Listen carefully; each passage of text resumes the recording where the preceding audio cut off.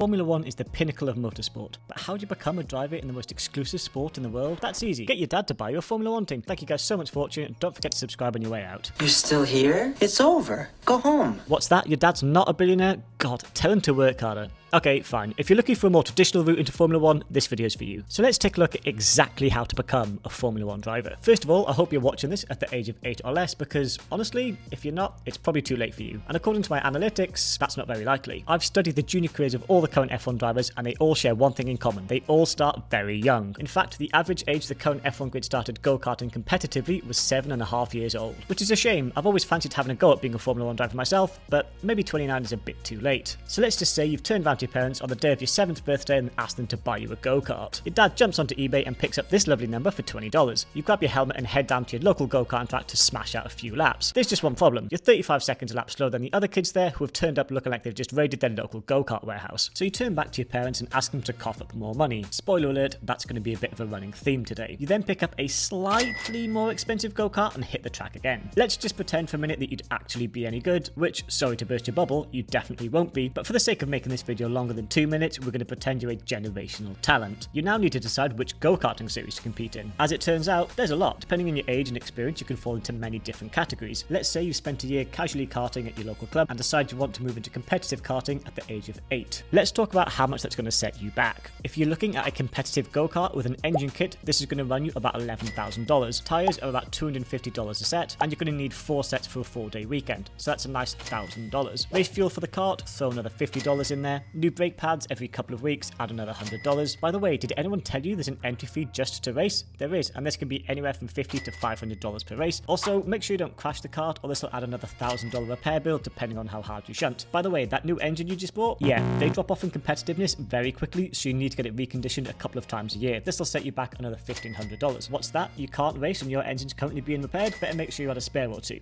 And I hope that your parents just so happen to be ex-Formula 1 drivers who know the intricacies of how go-karts work, as well as having intimate knowledge of racecraft and how to understand data. And if they don't, I suggest you get involved with a go-karting team. Those are the guys who have those really fancy looking tents with logos all over them. If you can get involved with them, you'll get access to karting engineers as well as driver coaches. No more worrying if your dad's put the wheels on backwards. Is that even a real thing? Anyway, the downside is these teams do not come free, or even remotely cheap. If you're looking to do a full year with one of these teams, you're looking at a minimum of $50,000.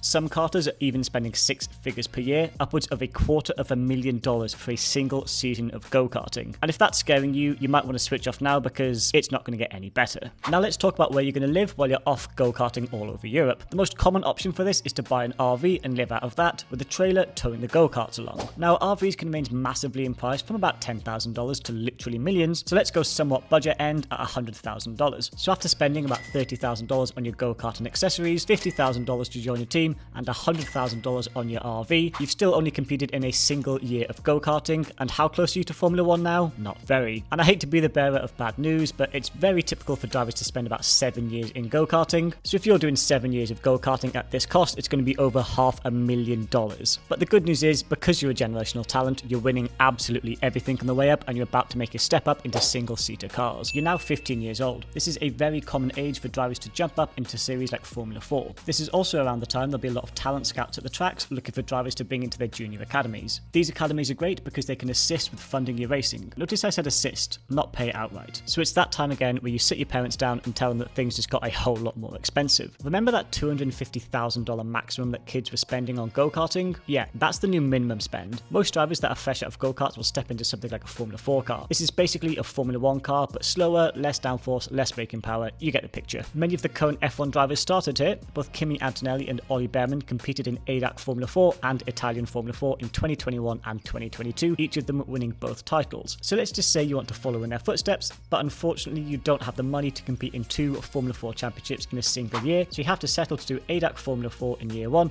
and then Italian Formula 4 the next year. Let's talk money. If you're hoping to run with the top team, which, let's face it, it's pretty pointless otherwise, but aren't these a spec series, I hear you cry? All the cars are the same. Why don't you go and ask Cars Racing or AS Motorsport if you think they've got the same opportunity opportunities as Prema do. They don't even have a Wikipedia, for God's sake. Anyway, running with the top team in these championships will set you back approximately $250,000. So that's a cool $500,000 your parents are going to need to find under the sofa for these 2 years. But let's face it, most parents are going to get priced out of racing between go-karting and open wheelers, so it's time to find some sponsorship. This is why the cars are always covered in logos. Companies will give you money if you run your car with their logos on, in the hope that you'll be successful, win races and championships, and their logo will get lots of screen time. The only problem here is you and 500 other kids racing at this level all across the world are fighting for the same sponsorship, so good luck. And don't even get me started on how much harder and more physically demanding these cars are, but you don't need to worry about that. You are a generational talent, remember, so we'll just pretend this doesn't affect you. And with that talent, you're able to bag yourself 2 Formula 4 titles. Go, Kylie, go! Now that you've dominated the field in Formula 4, it's time for the big leagues, the FIA Formula 3 Championship. At just 17 years old, you're now on the main stage, the Formula 1 Grand Prix weekend opener. You're like the support act at a gig, but making the jump from F4 to F3 isn't an easy one. Not only does the level of competition get harder with every step you take on the motorsport ladder, but the costs associated get higher as well. In an article about why it's so hard for American racing drivers to make it into Formula 1, the Washington Post estimated a seat in Formula 3 costs about $1.3 million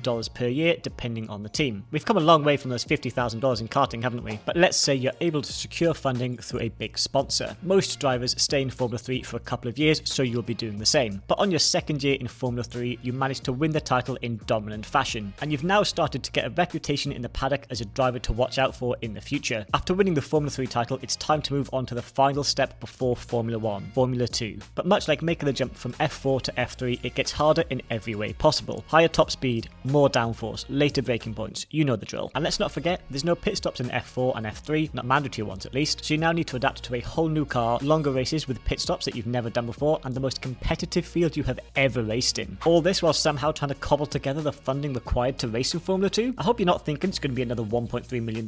Don't make me laugh. Try doubling that. Nearly $3 million a year to compete in Formula 2 if you want to run with a team that has any hope of being competitive. A lot of the time, the bottom teams in Formula 2 barely even make it into the points, let alone fight for poles, podiums, wins, so you've got no chance of winning a title there. And that's if there's even a seat at a top team. Like we've discovered earlier, many drivers spend 2 to 3 years in categories like F2 and F3. Some drivers up to 5 years like Roy Nissany, but don't get me started on that guy. So if all the drivers in top teams are staying on from last year, there's no opportunity to get a seat at a top team. So let's say you secure the funding to do a season of Formula 2, but there's no vacancy at a top team, so you settle for somewhere in the mid-pack. After impressing in a midfield team in Formula 2, you've now got the backing of a Formula 1 team. This is it, the moment you've been working towards your whole life. It's time to deliver. No mistakes, no letting the pressure get to you. If you can dominate in Formula 2, people will take notice. But you still have to overcome beating some of the most competitive young drivers in the world. Arguably the most competitive. But let's not forget, you're a generational talent, so you do overcome the odds and win the FIA Formula 2 World Championship. Even if you do manage this, there's still a number of Formula 2 champions who won the title and didn't get their shot in F1. In 2025, we saw 6 new full-time rookies enter the grid, but this is an extreme example, unlike one I can remember in recent years. But most years we get 1, maybe 2 new drivers on the grid, so what chance do you have? With only 20 seats available in Formula 1 and over 8 billion people in the world, the F1 grid makes up only 0.0000024% of the world. That's got to be the most exclusive club in the world. Obviously, not all of these 8 billion people want to be a Formula 1 driver, it's just a bit of a funny statistic. But that being said, just because we only get 1 new driver a year, why can't that be you? After all,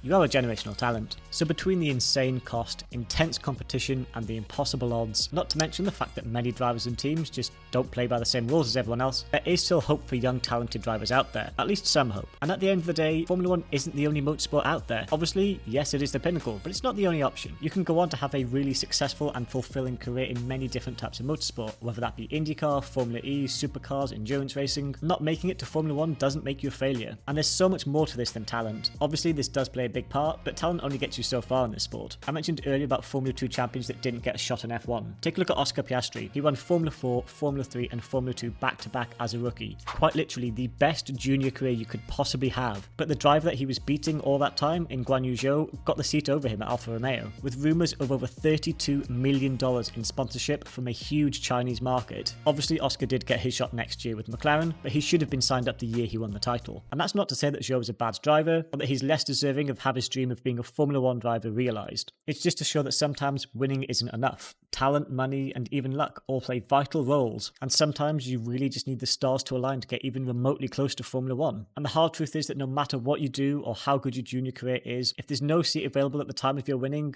you won't have a seat next year. And the shelf life for a Formula 2 champion is very short. If you win the title and don't get a seat within 2 years, you're all but forgotten. One of those drivers you'll hear about occasionally and wonder, I wonder how he would have done in Formula 1.